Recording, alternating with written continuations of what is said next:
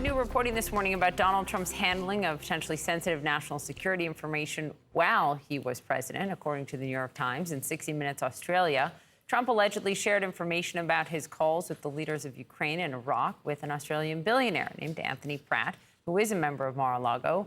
Pratt is also a key prosecution witness in Trump's classified documents probe. He gave an interview to the special counsel, Jack Smith.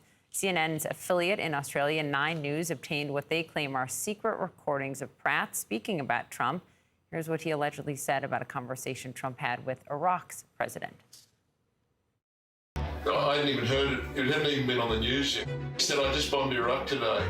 And the president of Iraq called me up and said, you just leveled my city. And he said, and I said to him, okay, what are you going to do about it?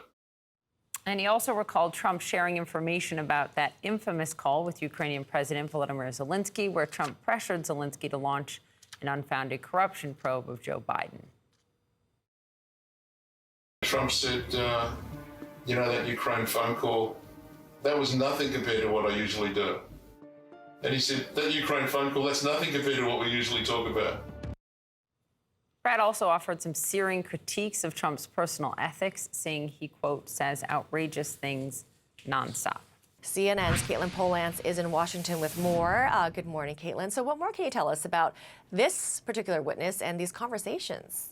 Well, good morning, Amra. What we're hearing now from this new reporting from the New York Times and 60 Minutes Australia is that it's showing how cavalier Donald Trump was, even when president, with national security secrets. So the information that's coming out now is through audio tapes of Anthony Pratt, this Australian billionaire and a Mar-a-Lago club member, who was talking about his interactions with Trump. So on these tapes, he talks about how Trump was telling him about his conversations with world leaders.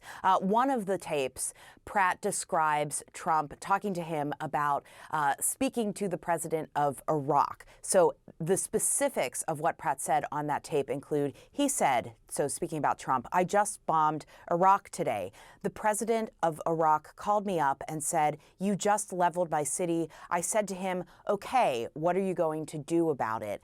And so it's showing this type of conversation that Trump would have had with just a club member, someone who's not even an American, someone who's an Australian, who's quite powerful at the club while ever Trump was president. And so that is the reporting that's coming out. But the twist here, Amra, is that Anthony Pratt is on the witness list of people who are lined up to potentially testify against the former president in this federal criminal case in Florida about his handling of national security secrets after the presidency. Now, that case is about the sharing of documents and the refusal to return classified records back to the federal government.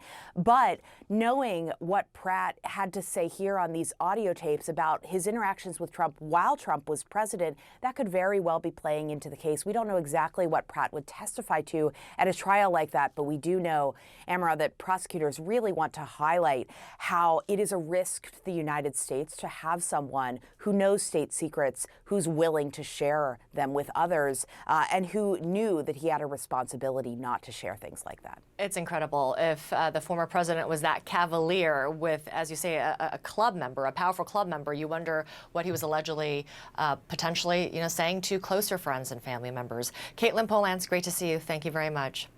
So Donald Trump, as you heard from Caitlin there, he is facing a complicated web of legal problems. There are the upcoming criminal trials in New York, Washington, and Florida, some of them federal criminal trials, and an ongoing civil trial in New York. But the racketeering case in the state of Georgia could be his most threatening after 2 co-defendants flipped last week and agreed to testify in the case. Joining me now to discuss is Elise Adamson, an attorney and legal commentator. Elise, great to see you. First, I just want to get your reaction to Caitlin Polantz's reporting there and the fact that this club member will now be testifying in the documents case. I mean, how damning could his testimony be for the former president?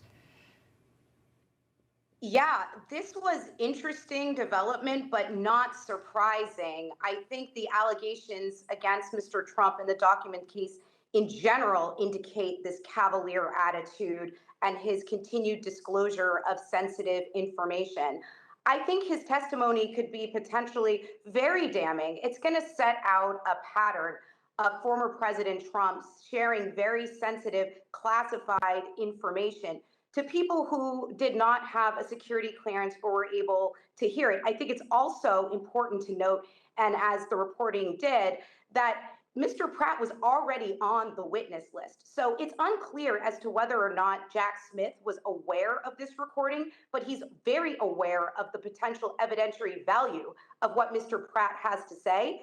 Of course, the former president is denying that he made any of these statements, but Mr. Pratt is going to be testifying under oath. So it's going to be interesting to see how it plays out in court. There's so many buckets, right? So that was the bucket of the federal documents case, that criminal case. Let's talk about the Georgia criminal case, the criminal racketeering charges. So you have Kenneth Chesebro, who is a former attorney for Trump. He's been called the architect of the fake electors plot, was a really essential figure. And then you also have Sidney Powell, another former attorney of Trump's, who was the face of those campaign claims of voter fraud. And she pleaded guilty, admitting her role in the 2021 breach of the election systems in Coffee County, Georgia. Trump's been lashing out on his Truth Social platform this weekend, saying Sidney Powell was never his attorney, even though she was. So how serious is it for Trump that you have two former attorneys of his who have reached this cooperation plea deal, and they will now testify? Yeah, it's very bad for the former president. They're former attorneys, and so usually the communications between attorneys and their clients are privileged. Here, those very, very, very sensitive conversations are no longer privileged because of the crime fraud exception. It's pierced that veil. So the testimony that they could offer against the former president is significant. Now, of course, we don't know exactly what happened in those conversations, but these are two people who were insiders. They were present for what we know to conversations that had to do with subverting the democratic process. And so potentially could undermine the former president's defense that a lot of that he didn't know, that he truly believed, that he had won the election. And I think that's where he really needs to worry, because before a lot of this had to be inferred, but it is possible that they have direct knowledge as to what he was thinking at the time. And so this is very serious. Mr. Trump had a very bad week last week. Okay, so there's the other bucket of the other federal trial that Trump faces criminal charges for, and that is for the January 6th insurrection. Jack Smith presented that indictment. Could there be implications to that case from the testimony that we hear from Powell and Chesebro? Absolutely. You know, I think after they pled guilty, this was a strong indication that they are probably now going to cooperate in that January 6th federal trial. Recall, they're not currently charged there. They are both named as unindicted co-conspirators. Jack Smith has the power to supersede that indictment and join them to that indictment. And then they'll be facing federal charges. They have just admitted in a state case that they did it. And so I think it is most likely that their counsel has already gotten on the phone and asked to cooperate. And so there, what you'd see is the exact same testimony. They can't testify to one thing in the Georgia case and something different in the federal case. Their statements have to be consistent. So all of the analysis for those potentially very damning statements that would be used in the Georgia case would also be applicable to the federal case. So I think we should expect to see some cooperation there. And I would not be surprised if both of them go and offer a proffer to Jack Smith very soon. Wow. Okay. That's an interesting prediction. I want you to take a listen, Elise, to what Donald Trump said. He had time to be at a campaign rally in Iowa last week. Here he is.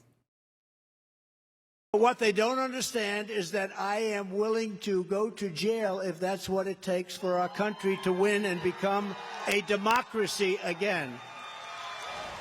He claims he is willing to go to jail. Is jail time a real threat for Trump? He's facing 91 felony counts. So I do think jail time is a real threat to Mr. Trump. I mean, again, he seems to be Teflon. He's been able to behave in a certain way, having his cases pending in the criminal justice system that the average American just would not get away with. But I think now what we're seeing is signals that he's not above the law. We saw it in his civil trial when he was just fined $5,000 on Friday for violating a gag order and then being admonished to stop and being told jail time is a possibility if he continues to not comply with that order. We have a similar order in the federal January 6th trial. He must comply with that gag order or he could be incarcerated. I think the question is he willing to go to jail to prove a point and to continue to rally his base? Because every single time a judicial action is taken against him, he uses it as a political talking point. So yes, the threat of jail is real if he is convicted of these charges and if he continues to be in non-compliance with judicial orders. But the better question is, will it actually help him and continue to rally his supporters? Well, I think the answer is yes for now. Elise, appreciate seeing you. Thank you.